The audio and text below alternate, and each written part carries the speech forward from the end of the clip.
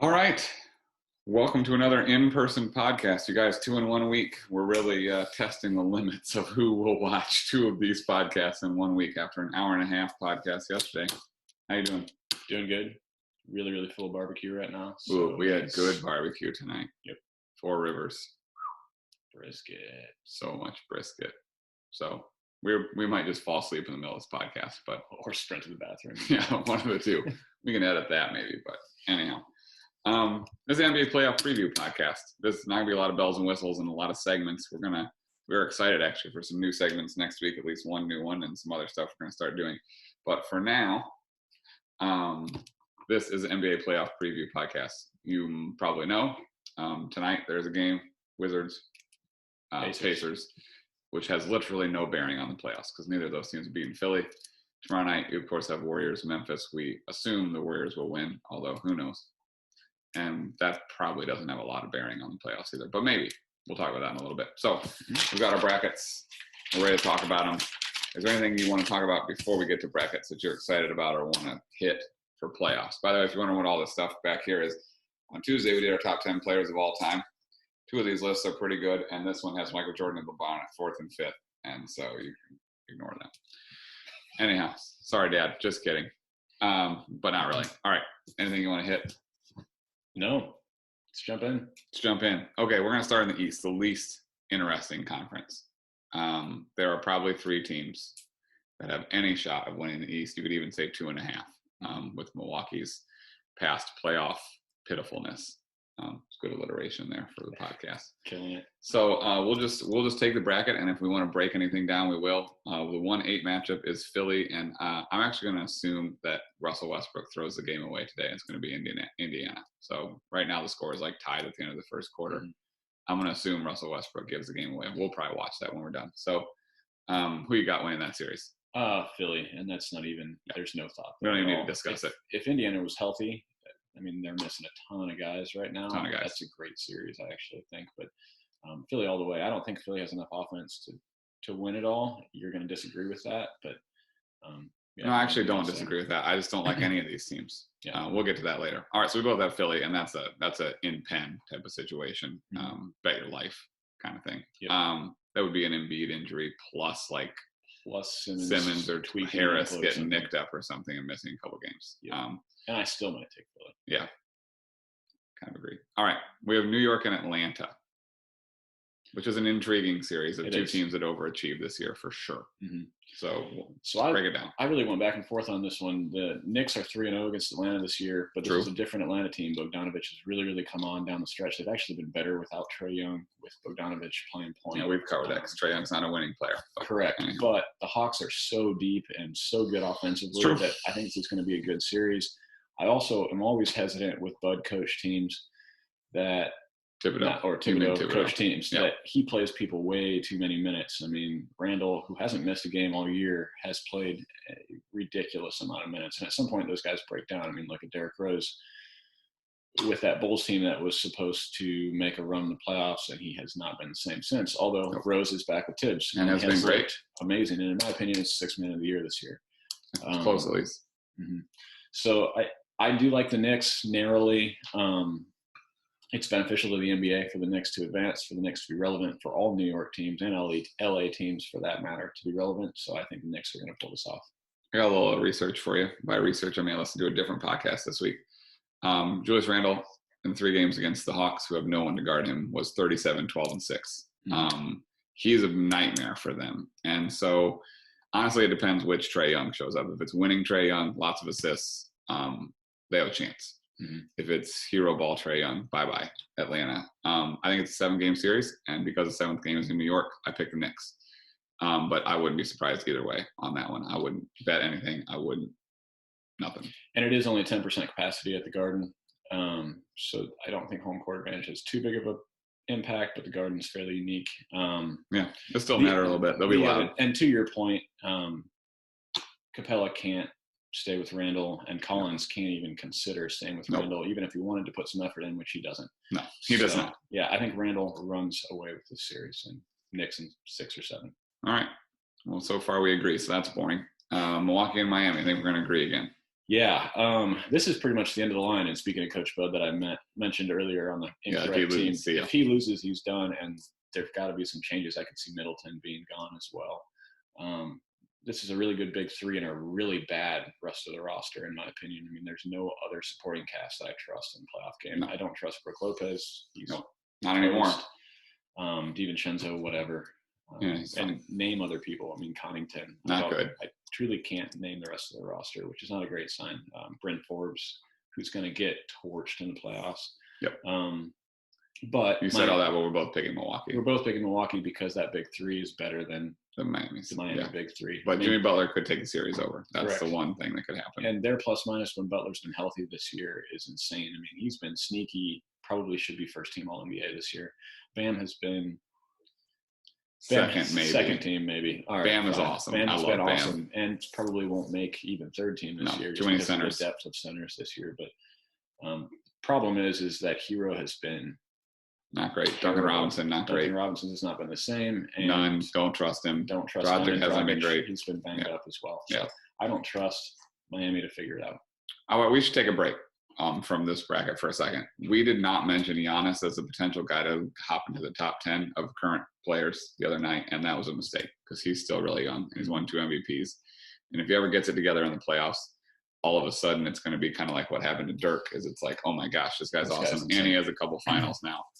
That changes things for him. I don't think it's this year, and their roster is kind of screwed going forward. Yeah, they don't really have a way to improve, which is the problem with him is he's got to win to be on that list. Right now, he's basically that's why Charles Barkley's not there. Karl Malone's not there. All of them. By the way, I did want to go over this real quick.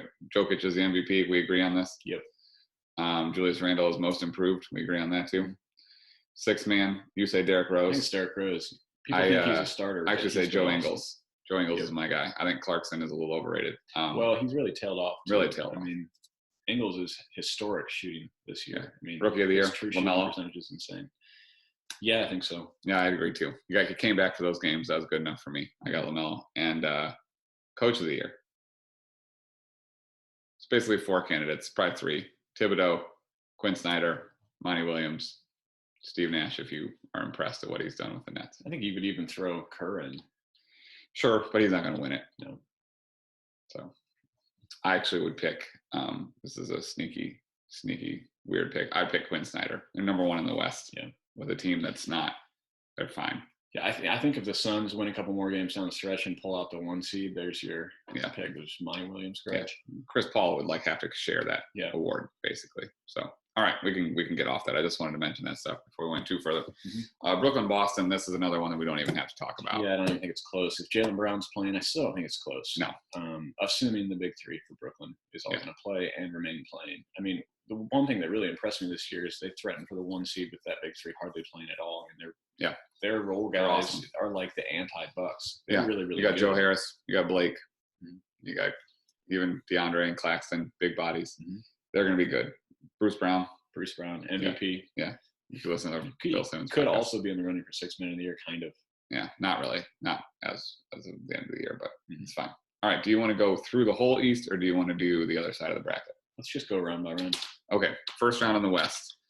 This one is still up in the air. I have Golden State penciled in because I think that they'll beat Memphis, but it's Utah, Golden State. Got Utah here, and I don't think this is really a series. I mean, obviously, if Curry pulls it off tomorrow night against Memphis, anything can happen with Curry, but I don't think they have enough depth for a 7-game series against arguably the best 3-point shooting team of all time with a really good defense. I've got the Jazz here, and I have the Jazz too.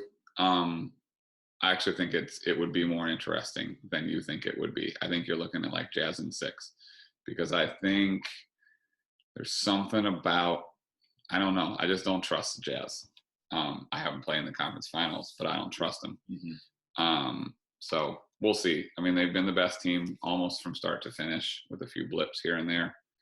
But they don't have that guy that you can go to when you really need to. Yeah, I mean, they've lost like 2/3 of their games when Mitchell takes over 20 shots, which is their guy. It's a problem. Is a problem. And if you run into the right matchup, you can take Gobert out of the game defensively. If you have a stretch 5 that can pull like the Lakers. Mm-hmm.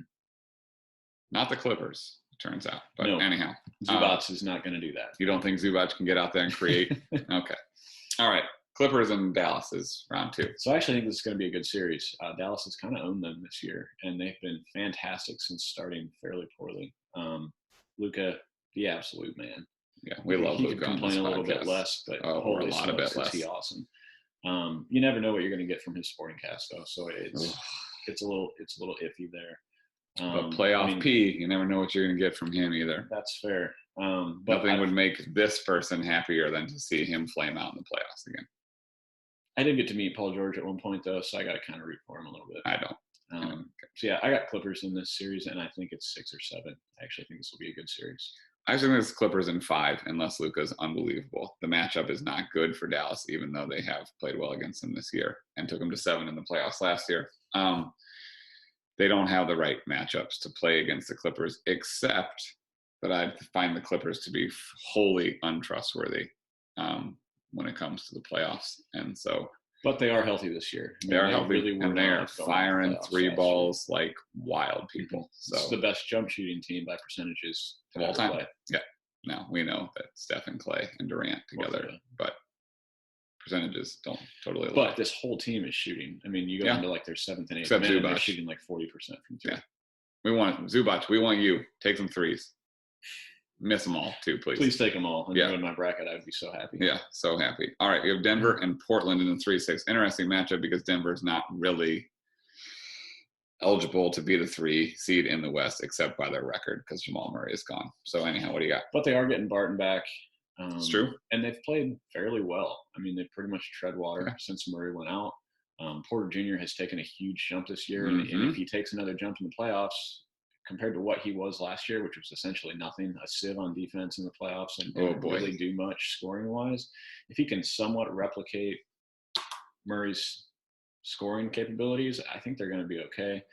I don't think this team goes to the Western Conference Finals, but I do think they beat Portland. Portland has been awful against good teams. By the way, if you're a betting person, Denver is plus odds in this series, and that is absurd because would they be favored against either LA team? And should they? No. Or Utah or even Phoenix? Probably not. But against Portland, who doesn't have anybody that really matches well with Jokic.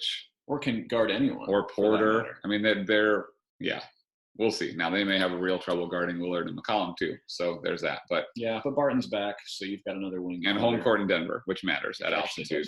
So, our advice. And playoff chops as well. Yeah. I mean, Denver made a run last year. Yeah. Although they both have. The year before, Portland was in the conference finals, which is unbelievable. And they got swept. They did with the no Durant Warriors. But we would pick Denver. That would be our advice. And so that means you should probably immediately bet the Trailblazers. All right, let's move on. Phoenix and LA. This is the most interesting first-round matchup I think I've ever seen in my life. And we've been alive a while now. And if you're Phoenix and if you're Chris Paul, you've got 50 center. Are you freaking kidding me? This is the only team they can't match up with at all. Yep. The size of LA, I think, is what turns this series, just because I don't trust Ayton.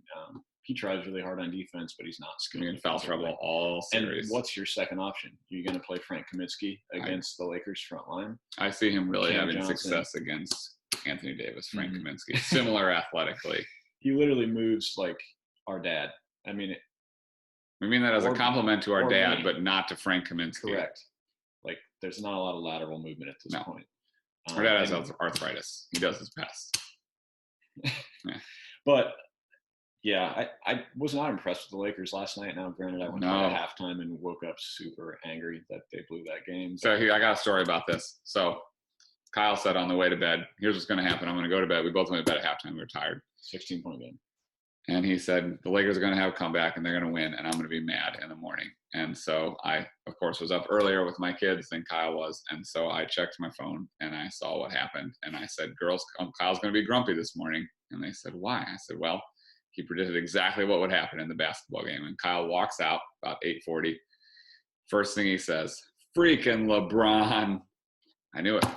He's so mad. I was happy. That shot was insane. It's a great shot. If I hear him talk about seeing 3 baskets one more time, get out of here. He's a diva. There's no doubt about that. He's a diva. Everyone's been poked in the eye. Yeah, it hurts, and you live with it.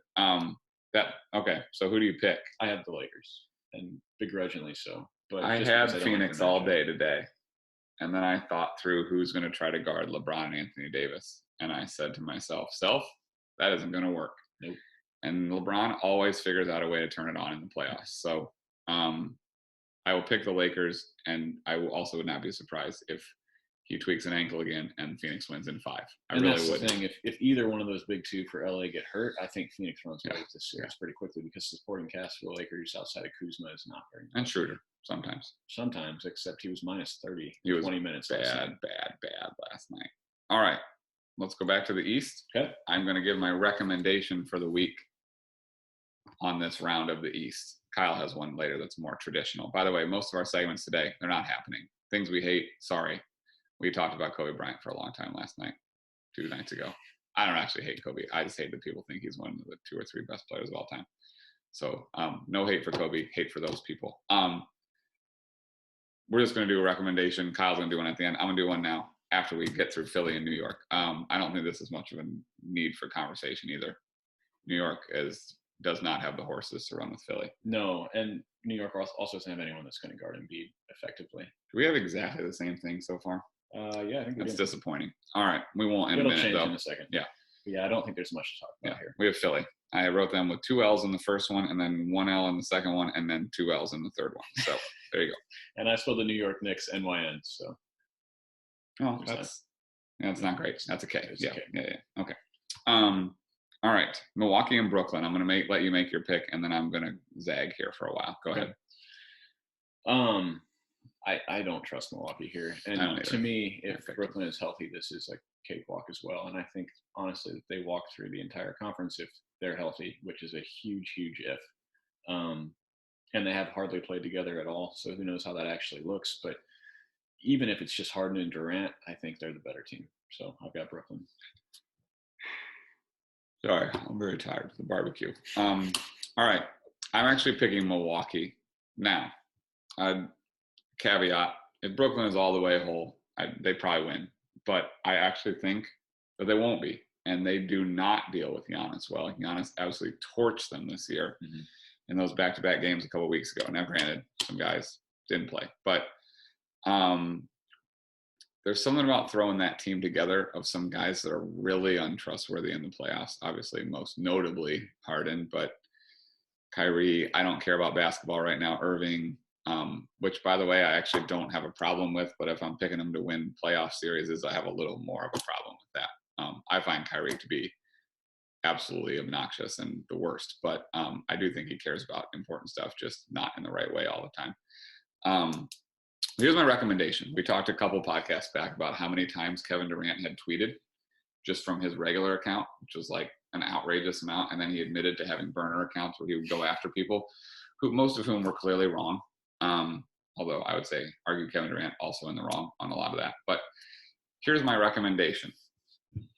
I'm 34. I don't have this all figured out. I probably won't even when I'm double this age if I don't die of a heart attack from eating all this barbecue. You're not going to change people like that in your life, whether it's online or not. People who are on purpose being difficult and terrible, unless you have a personal relationship with them, you're not going to change their mind. So give them none of your time and none of your energy. Life is way too short for those people. As someone that uses language that I would not use might say, F the haters. Get them out of your life. Like, seriously, this is toxic to your life. Like, Kevin Durant would be a lot better off spending an hour on the phone with his mom than going through his burner account blasting away at people who are complete morons. Like, you don't have time for these people. Leave them alone and live your life and love your people, because you never know. You don't know how long you got. There's a guy that writes for The Ringer, Jonathan Tjarks is his name, who I really like. Strong follower of Jesus, who's recently been diagnosed with a really rare cancer. He wrote an article today that you should all check out. That's another recommendation. You just don't know. And spending time on people like that who are not worthy of your time, don't do it. It's a waste. Move on. Find somebody else. That's my recommendation for the week. Also, probably don't pick Milwaukee to beat Brooklyn, but I wanted to mix some things up. The one other thing I want to point out, too, with your point on Harden failing in the playoffs, he's failed in the playoffs as the number one. He was not that bad as the number 3 in Brooklyn. And he's basically being asked to be the facilitator on this team, assuming the other two are there. And you've got Joe Harris just spotting up in the corner. I think he's going to be completely fine in this particular role. He's not the 99% of the offense in this offense. Certainly true. We did have Chris Paul for a while, and he still failed miserably. And he was bad on the Thunder a long time ago in the finals against the Heat. Mm-hmm. I will trust him when he proves it to me. The problem is they are playing against a team who I will trust them when they prove it to me. Milwaukee, who, I don't know. I love Giannis, and I can't stand all those guys on the Nets. So it might be just a homer pick. All right. Utah and the Clippers. This one things gets really interesting. Our brackets continue to be a little different, which is good. I went back and forth on this one for a long time, and basically the deciding factor was why would anyone in the NBA actually want the Jazz to advance here? And I've got a theory that we're going to test here, in that refs are encouraged one way or the other when it's going to benefit the league by money. I think that's been known in the 90s and early 2000s, and now is more subtly done, but I think you're probably right. And I think teams may be influencing that with a little bit of pocketbook, and Ballmer has a little bit of pocketbook. So just a little. This is pretty much make or break year for the Clippers, just like we said it was for the Bucks. I think Paul George is probably traded if they don't do anything this year, and or Kawhi signs somewhere else and says see ya, which would be hilarious. All those picks in Oklahoma City. And you've just got Swaggy P left. So I do think Rondo makes a difference in this series. Playoff experience, plays intelligently, gives them what they didn't have last year, which is someone that's been there and tell people to shut the heck up and actually play some quality basketball. And some Connect Four after the game. I mean, and we've seen, not to be Shaq, but we've seen jump shooting teams fail over and over and over and over and over again that don't have that guy. I mean, to me, the Warriors were different because Curry could be that guy that could take it to the rack, and the same with Clay. They're not just jump shooters. Most of the guys on Utah are just also mention this, because with Durant, they had a totally different team, and they were just too good to be beaten. They probably shouldn't have won either of those finals that they won before. Well, they won one and lost one. Mm-hmm. If the Cleveland is whole that first finals, Cleveland definitely wins that finals. Now, maybe that means Golden State takes care of business the next year. But LeBron almost won that first finals by himself. Mm-hmm. So that theory is not totally debunked just because they added a guy that's going to finish as like the 6th best player of all time to a team that won 72 games the year before. I'm with you. The thing is, both of these teams are jump shooting teams. So It's interesting. I am picking Utah because I think when the lights shine, Paul George shrinks like we've never had a superstar shrink before. And I think something's going to happen, and Utah is going to squeak out that series. But again, it's a coin flip, I think. But again, my heart would love to see Utah. But you know who definitely wouldn't want to see Utah? The NBA and Vernon Maxwell. Check out Vernon Maxwell's Twitter. He blasts Utah constantly. Like, for instance, the other day he said, they offered me an assistant coaching job in Utah, but I wanted to have Wi-Fi, so I chose not to have it. He also posted something. He saw a sign the other day, and it said "Slow Children at Play," and he said, "You see these all over Utah." He hates the Jazz, and he hates Utah, and you should check out his Twitter because it's hilarious. Well, here's the other thing with the Jazz, too. I mean, Royce O'Neal, who has been a fantastic wing defender this year, can't guard both of the wings, and they don't really have another good wing defender. Ingles. And he's so slow, though. And Gobert, who's going to dominate the paint, is really not going to be all that effective in this series because they don't drive. I mean, they don't really get to the rack all that much. They're going to pull up before Gobert is effective, or they're going to pull him out, and then you're just going to cut and have guys pop for threes. So I think LA wins this series, but I do think it's a good one. Yeah. I mean, I'll be honest. I actually like your bracket better than I like mine, but we'll see. No, I don't like mine at all. So here's where things get really interesting. You have Lakers, Denver, both of whom are in toss-up series probably beforehand. We're now trying to figure out which potentially injury-decimated team will still be standing after this series, even if they even get here. Who would you pick? So I picked LA, and I will be rooting as hard as I physically can be against this pick because I love Denver. I love Jokic. He's probably my favorite player in the NBA right now, just purely to watch. I mean, between him and Curry, those are games that I actively seek out, regardless of who they're playing, just because it's a show. I still don't think if AD and LeBron are healthy that they're losing to this Denver team. I agree. The biggest caveat of this entire bracket and this entire thing is health, because there are two very clear headliners. It's Brooklyn and the Lakers, but neither of them were the 1 seed because their team has been hurt all year. And so we'll see. I picked the Lakers because in a series, if everything is even, the Lakers will annihilate Denver because they have the perfect guys to match up with the only guys on Denver that can score. Yep. It's just not going to happen. And Porter can't guard LeBron. I mean, it's not even a chance. It's just not. Which it's got to be Aaron Gordon, essentially. Yeah. I mean, because there's no one else. Still, I don't care. I don't think that's happening either. Now, in fairness, Jokic could present some problems, but he presents problems for everyone. You just pencil that in. So, but Drummond moves laterally fairly well. He does okay. He would present enough resistance that you could play him. He would basically be what Dwight Howard was last year, where it's just he's a fly that's going to tick people off, and he's got his 6 fouls, and there you go. He's going to shoot, but AD is basically the prototype to guard. Yes. But you don't want to waste him the entire game, killing yourself against Jokic. So. Agreed. But whenever they need it, they can do it, and that's a problem for Denver. All right.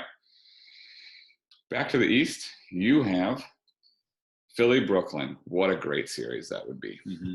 Yeah, I am super excited for this. It's basically offense, defense. I don't see anyone on Brooklyn that can even consider guarding Embiid, but I think you basically just give Embiid his 35 a night and say, let everybody else beat me. Yeah. Which could be a problem. Which is a problem because Philly can't score. If you're really going to rely on Tobias Harris to win you a series over Durant and Kyrie and Harden, I don't think it's going to happen. And Simmons is just going to disappear like he always does in big moments of games. I love Simmons. I think he's the best defensive player in the league. I think he's past Kawhi. You're not making me feel very good about my bracket right now. But I don't think Philly can score enough. It's a reasonable assessment. So you have Brooklyn in the finals. All right. I have Philly beating Milwaukee. And this is one of those things where Philly would really benefit from Milwaukee beating Brooklyn. Yep. Really would, because I think Philly beats Milwaukee pretty soundly.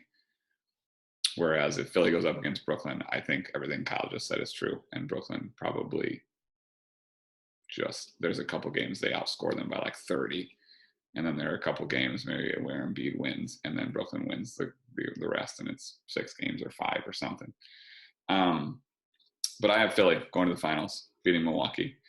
And that brings us to our West picks. You have a Battle of LA, which the Clippers were trying to avoid, or at least, by the way, I should mention with the Clippers, I don't believe in karma, but if any team deserves to lose before getting to the Lakers, it's the Clippers. What they did at the end of the season is abominable. And I hope that Dallas beats them in 4 in round 1, because I hate the Clippers. Like, if I could get the Clippers and Brooklyn to go out early, I would be the happiest person alive. Unfortunately, I kind of think that's what the finals is going to be, but I refuse to pick it. All right, go ahead. So I love Kawhi. I'm not a huge Clippers fan because I don't really care for Paul George. Don't really care for anyone else on this entire team. What about Pat Bev? You like him? Because he's my least favorite player. No, Pat Bev's a douche.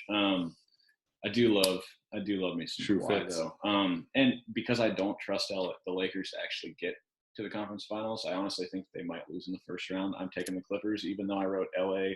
You can't tell if it's an L it looks like C. It could be a C or an L. So I gave myself a little wiggle room depending on how our conversation went and my thoughts, because I just started doing research very recently for this. I'm going to take the Clippers. I don't feel good about it. I don't even feel good about the Clippers beating the Jazz. I certainly don't feel good about them beating the Lakers if the Lakers get there, but that's my pick. Great. I hope that you're just 100% wrong. I picked the Lakers over Utah, and I don't really think we need to spend a lot of time on that. If that's the matchup, you're talking about the pedigree of the Lakers. They're more talented. I don't see it. I just don't. Gobert against Anthony Davis is not great. I don't know. I don't see it. But who knows? I'm a LeBron guy. So as you probably heard with my impassioned monologue on Tuesday night, if you listen.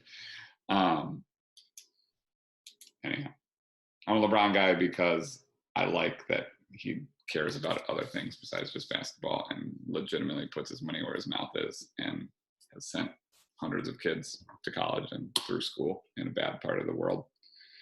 Not a bad part of the world, but in a bad part of the United States.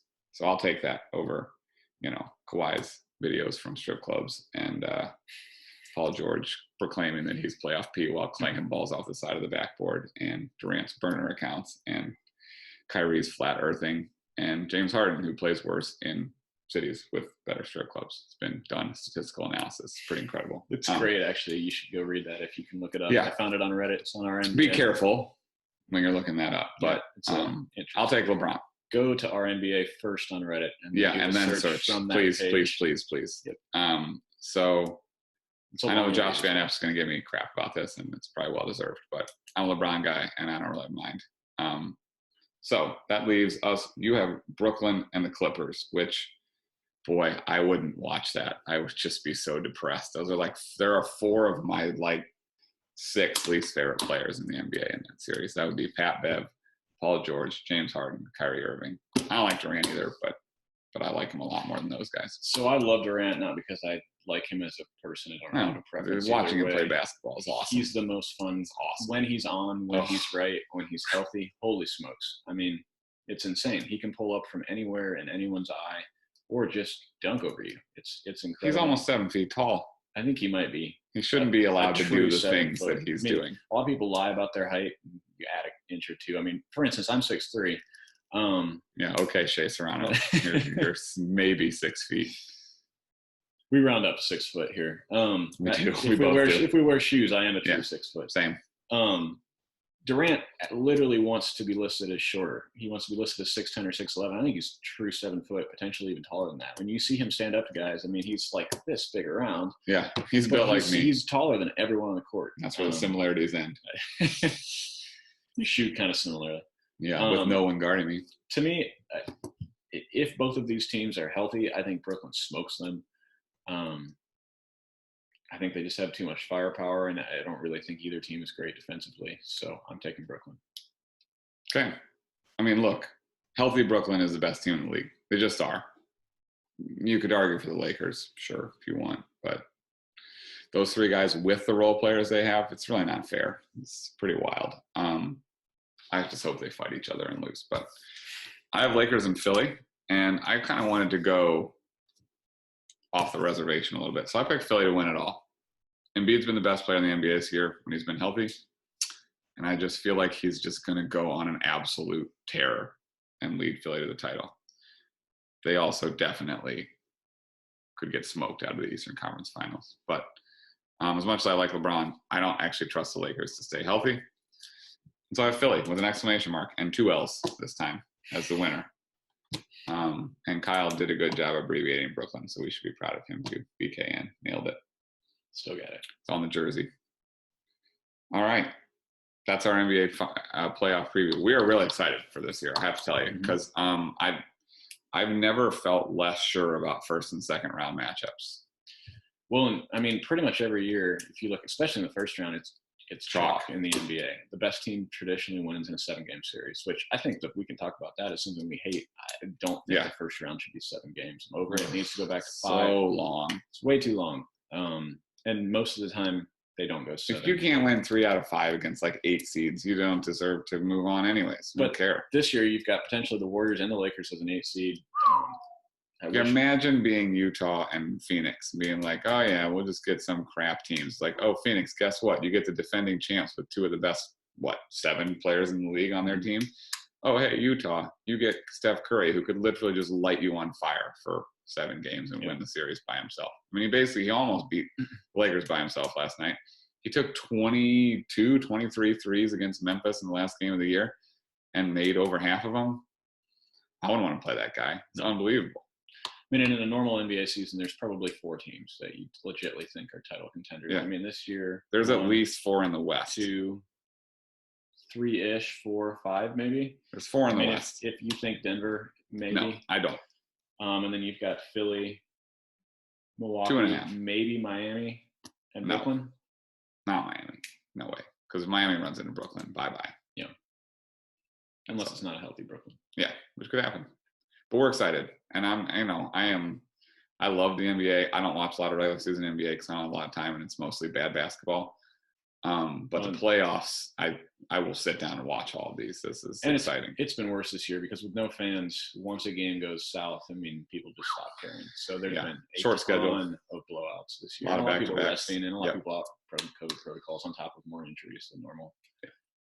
Been a disjointed season. So I'm excited for there to be some fans in playoff games. Me too. All right. Do you have a thing you hate? Yeah, so I flew Allegiant out here. We all have to fly Allegiant. Very cheap flights. Did not realize that you have to pay for a carry-on bag, which who does that anymore? Lots of places, stupid. But it doesn't cost me anything to throw a bag on top of my it did. It cost you $50. So I didn't pay for one leading into it because I didn't read the fine print. Obviously, I did this very quickly. I did it on my phone. I did it while I was at work. I don't think anyone at work listens to this podcast. Sorry if you do. It's your fault. So I got to the board. I'm about to go board my plane on the way here on Monday and realized when I looked at my boarding pass, there's no carry-on, and I'm carrying a backpack with my laptop in it and a pretty full duffel bag because I can't pack lightly to anywhere. And I've worn maybe like 3 outfits. So I didn't use any of it. And it's $50 for me to check a freaking duffel bag as a carry-on. It's unbelievable. They don't give you water. I'm dying of thirst on the flight. Nothing. They don't give you corn chips. I don't even get peanuts. No. I did get my own row, which was nice. You have to pay if you want to pick your seat. Mm-hmm. You got to pay if you want to board early, which is probably normal. Which is dumb, though. Why would you ever pay to board early? I'm surprised you don't have to like put a quarter in like at Aldi to use the bathroom. It is a budget airline, and you got to know how to fly it. Like the girls and I are flying to Iowa in about a week to see my parents and to work on some card stuff. And we're all going to have a backpack, every single one of us. Little Kate, 3-year-old, she is going to carry a backpack with her stuff in it. And we're checking one bag, because Allegiant will just annihilate you if not. It's actually, so it's only $30, I think, to check a bag. Yeah, you got to do it ahead. And if you do it ahead, here's another thing. If you are not a part of this century and you also forget to print your boarding pass, they charge you $7 one way to print your boarding pass at the gate. $7 to print a little piece of paper. They also didn't even have anything to scan when I was leaving South Bend. So we had a guy with a notepad and a pencil checking in your seat number. Seems like it could have been pretty easy to hop on that flight. Yep. Yeah, Allegiant, it's great for cheap flights. And like, for instance, now we would have to buy 4 seats as a family. We can't afford to fly like Southwest, who does all the nice things for you, because it's just a lot. So we'll be driving like to Ohio this summer. But so Allegiant is great for that, but it is not great if you like expect to be treated well. No. And cared about. I flew here for $80 and paid $50 for my bag to fly here. There you go. But that's partly his fault, in fairness. All right. I don't really have a thing I hate. Sorry. I didn't prepare well for this podcast. I was doing basketball stuff today with kids in our league. But it's been very nice to have Kyle here. So I hate goodbyes. How about that? That's what I hate. It was a really good one this week, you guys. So I already gave my recommendation, but Kyle has one because I finally made him do something that he hasn't done that I've been asking him to do since we started this podcast. Finally watched Ted Lasso. Second time for us. And it is fantastic. If you don't have Apple TV, it's worth a quick subscription. Maybe they have a free trial. It's fantastic. We watched the whole 10-episode series in 2 days. Yeah, it's not going to take you long. There's a few other decent shows you can check out on there too, but Ted Lasso is the one. Even if you don't give a crap about sports, you're going to find it hysterical. Because the whole show is about a guy that doesn't know about the sport. So yeah, and it's heartwarming. And there's hardly any actual soccer. Yeah, very little until the end. Mm-hmm. Yeah. So don't worry about it if you're not a sports person. First of all, you are not still listening to this podcast. But second of all, but tell your wife you'll enjoy it. If yeah, no, it's Kyle told me that he already called his wife and said, "Hey, we're going to watch this again when I get home." So I'm glad we made him watch it, and it's hilarious, and it's also like after a year and plus of that has not had a lot of heartwarming moments. It's like the perfect show. Yep. To watch at the end of the pandemic. Gets you in the feels, gets you laughing. That was for end, not pandemic. I'm not one of those. I probably said too much. Like Arrested Development. Made a terrible mistake. I do have one other recommendation because I always do a TV show and a movie. And I thought this was fitting for how I had no idea what to pick for any of these picks tonight. Seven. If you've never seen Seven, so Mr. Pitt, awesome. Brad Pitt. I don't think Pitt's that great, but Morgan Freeman is freaking awesome. And then you've got the villain who I can Kevin Spacey, who I don't really endorse his lifestyle. Well, he's also a villain in real life, so it makes it phenomenal actor, and he is phenomenal in this movie. I think it's from '97. All right, I've thought of my recommendation. So it's from '97. The movie ends with an iconic scene with Brad Pitt saying, "What's in the box?" And that's kind of how I felt picking these picks. Yeah. What the heck am I going to pick? Yeah, we don't know. It's going to be wild. My recommendation, I guess we're going to recommend another Kevin Spacey movie, which is a disaster. But if you've never seen The Usual Suspects, that movie's awesome. It really is. It's awesome. I made Kyle watch that a while back, too, or I kept bothering him about it till he did. And then I don't bother Kyle about a lot, so usually I'm only giving him the cream of the crop. And that movie's awesome if you can get past the fact that Kevin Spacey is a terrible person. Is terrible. The worst. So, yeah, you just might as well move on to House of Cards after that. All right, I think we're done. Thanks for sticking with us this week. Next week, I don't even know what we're going to talk about. Well, probably NBA playoffs. NBA reactions. Yeah, and some more MLB stuff. So we didn't do any baseball this week. You should be very proud of us, people who don't like baseball. Very proud, because I got lots of thoughts. I don't. Twins suck. That's my whole thoughts. Yeah, I spent $3,000 on Ronald Acuna cards today. That's my other thought. He's the best. All right. We're done? I think we're done. Love you guys.